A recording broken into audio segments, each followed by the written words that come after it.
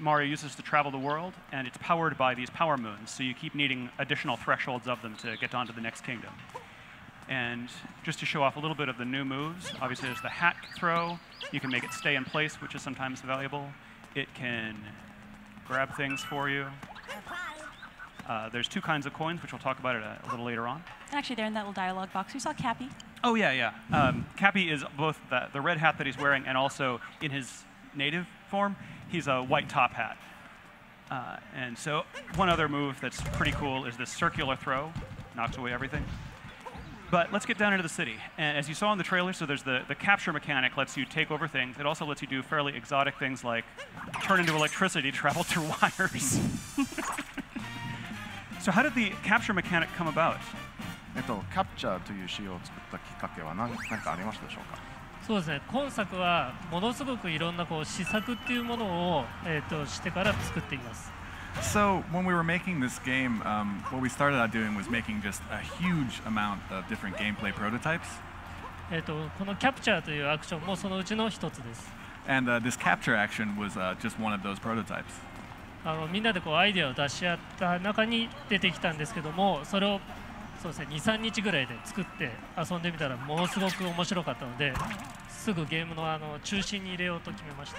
So, it was just one of the ideas that came up, but we worked on it for 2 or 3 days, and it just instantly turned into something that was really fun, and we decided, well, okay, this should just be the center of this game. I love how much it encourages that exploration and experimentation that I think the Mario games along these lines are so known for when you think about Super Mario 64, Super Mario Sunshine. Here we've got so much stuff that just looks interesting, and you're wondering, okay, what will happen if I throw my cap at it? You never really know what's going to happen, so you want to try everything just to see. 何でも試してみたくなる仕様ですね。どういう要素があって。そうですね。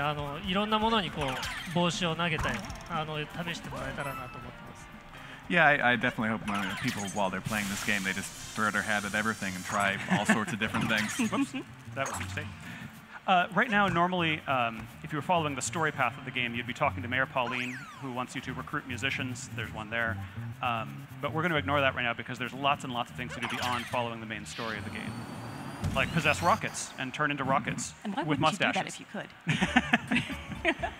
Actually, that's an interesting note there. So you mentioned Mayor Pauline, and I think our sharp-eyed viewers will have noticed that some of the street signs are references to some Donkey Kong characters. We've got some interesting red girders going on here.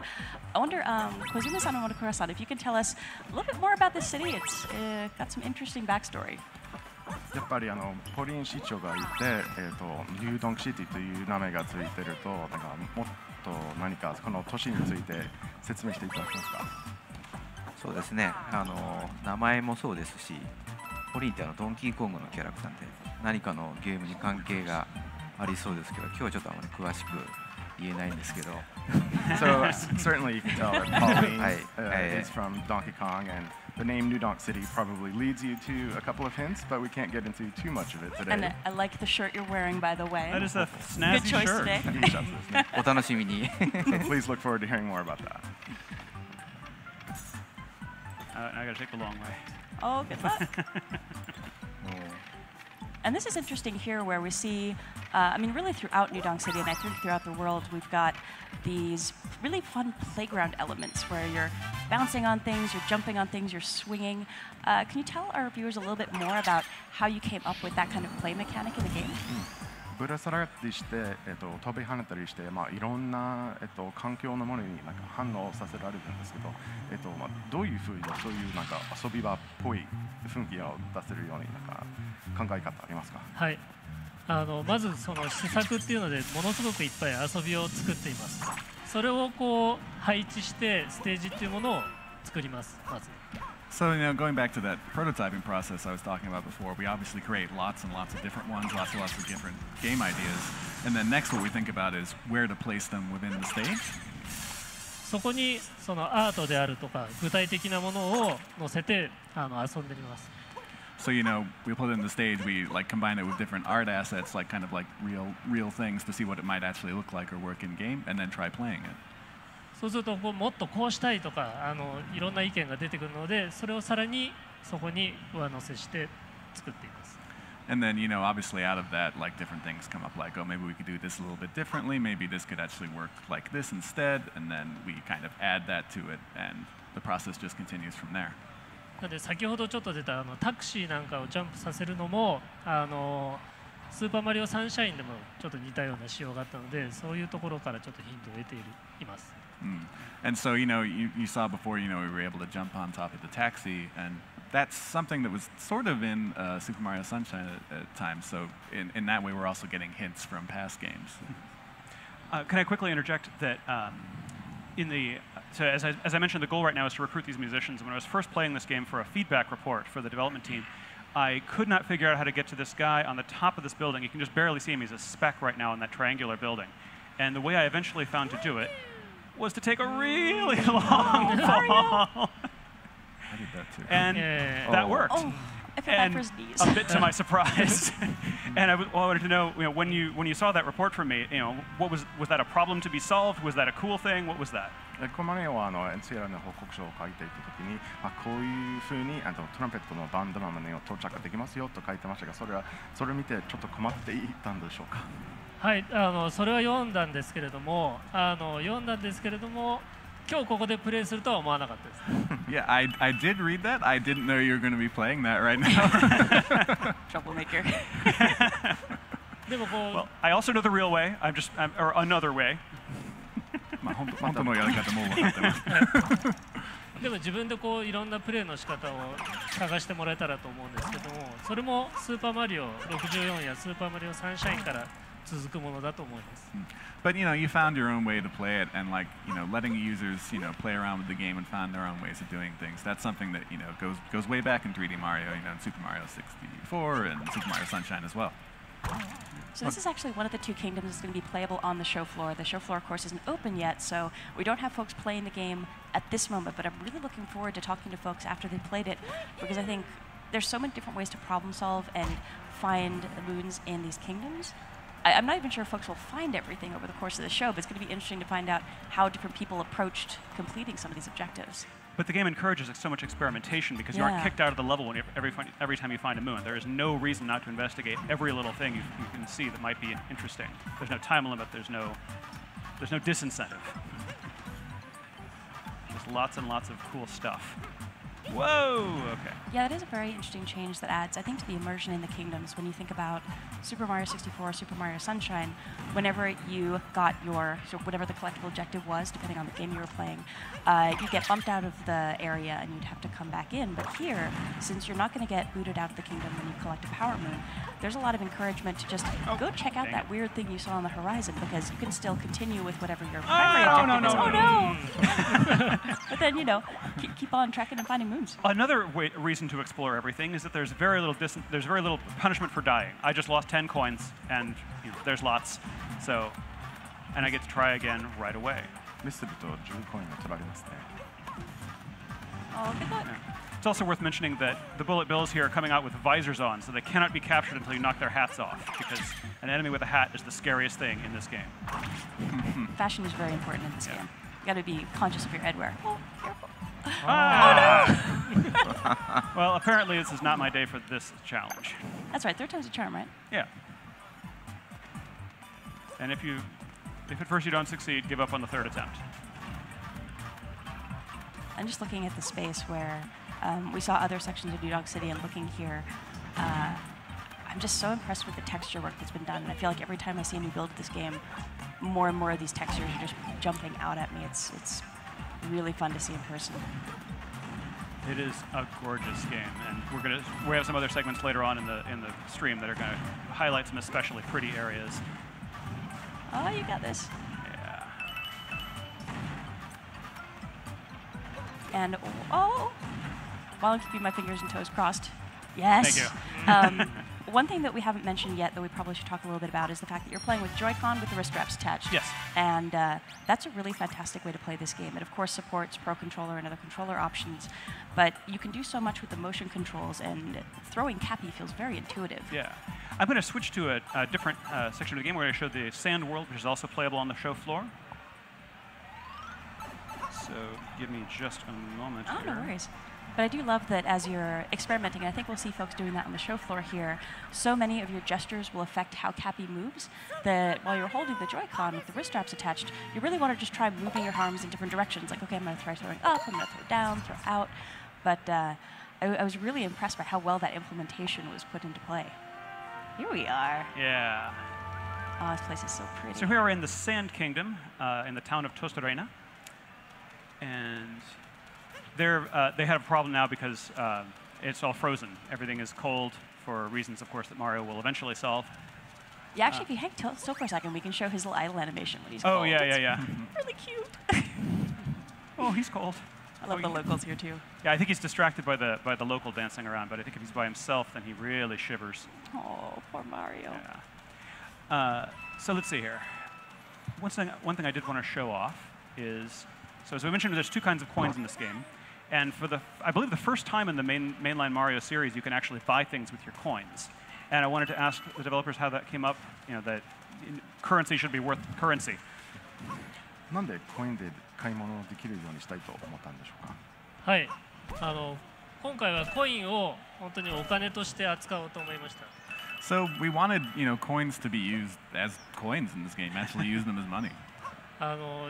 外国に行った時にその国のお金ってすごいなんか印象に残ってないですか。 And I think you'll agree. If you go to a foreign land, one of the things that makes the biggest impression on you is the currency. これ使えるのとか思ったりしないですか。You kind of look at that and you think, wait, is this real? Can I use this? 今回はマリオもいろんな国を旅しますので、その国その国のコインというものを用意しています。 And since Mario is going around to all these different kingdoms in this game, we wanted to make sure that there was a currency for each one. 要素はコレクトするコインの要素になっていますので、集めたものでコスチュームを変えたり、お土産を買うことができます。 And they're a collectible item, so you can use them to buy different outfits or buy souvenirs. お土産 Speaking of, お土産買うの楽しいですよ。 Yeah, and it's always fun to buy souvenirs, right? Yeah, absolutely. absolutely. And speaking of shopping, we are now in Crazy Cap. So there's two kinds of coins, as we mentioned. The purple ones are unique to the local kingdom. The yellow ones can be used in any shop. I'm going to buy, because the guy at the door said maybe I should, I'm not living up to their dress code, maybe I should buy some clothes to fit in better. I'm going to buy a local sombrero and poncho. And wait till you see how adorable Mario looks. Being adorable, I just love the shopkeeper. Yeah, and their huge stack of hats. He's so cute. And you can see some of the souvenirs you can buy there that you can use to decorate the inside of the ship. Nice. And now I'm rocking this look. And let's go try that door again. So my capabilities are the same. It's still Cappy, even though he's turned into a different kind of hat now. He can turn into any kind of headwear, apparently. Exotic superpower. And, all right. So I go over and talk to this guy. Let's see if you meet the expectations now. Ooh, snappy and lively. Snappy and lively. I think the hat is the one and the poncho is the other. All right. And this is, of course, the goal I was working toward all this time. I love all these little moments of surprise where you never really know what's going to happen when you Why get did I into want to these get in this room? spaces. I don't know. I wanted to get in this room so I could play a guitar. You want to get in because it's locked. Yeah, exactly. So then we're going to move on to some more traditional 3D Mario gameplay over this direction. Now that you are terribly well dressed, it's time to go do some exploring. Yeah. And And here's Bowser's a- footprints, I must be on the right track.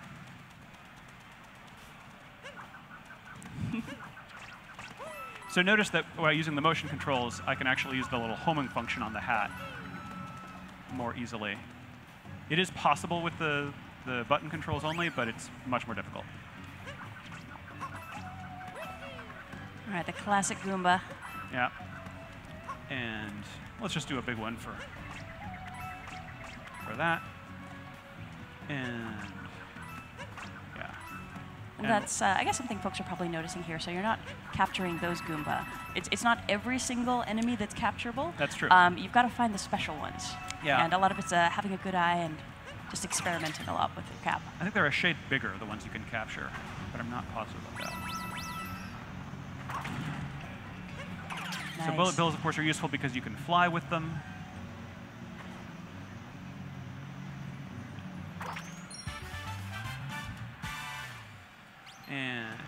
And now I've got to very quickly capture my ride back.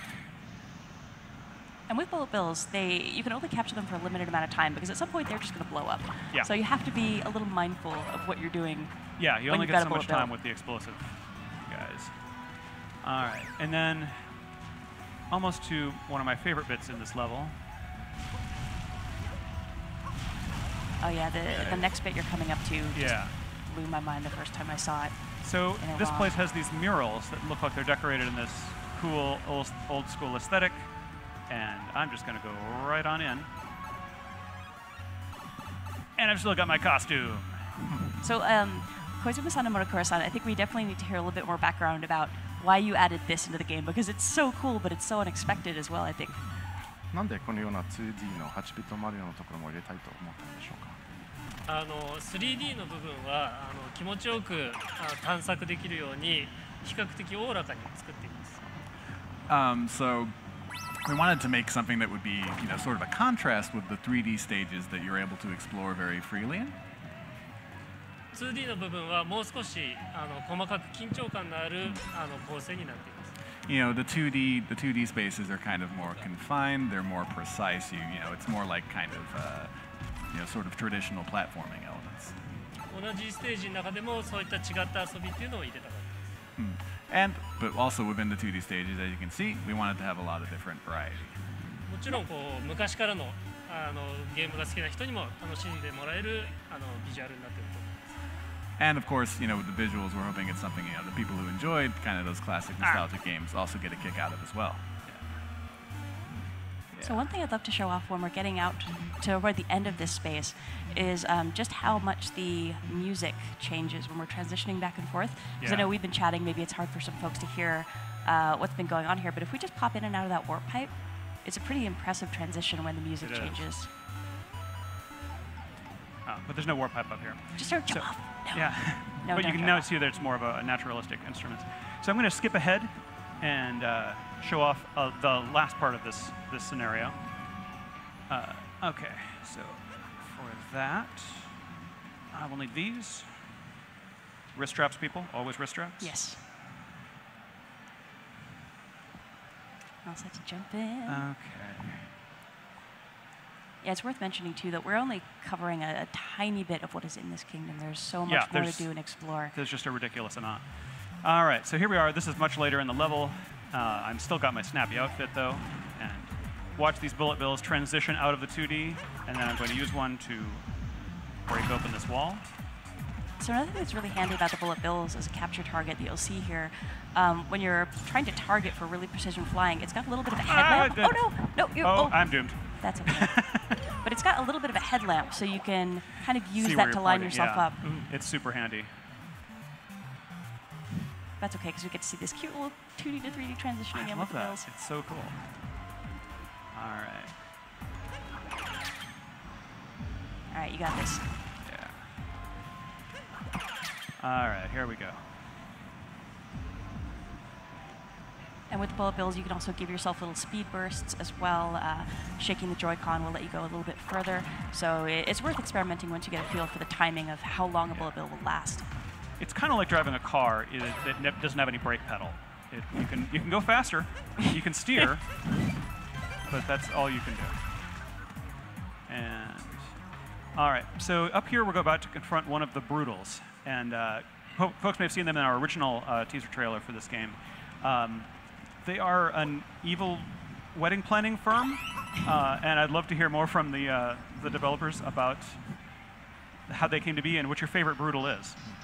ブライダルズという団体がこのペコンを企画しているグループらしいですけど、なんか一番気に入りのブライダルズは誰かいますか？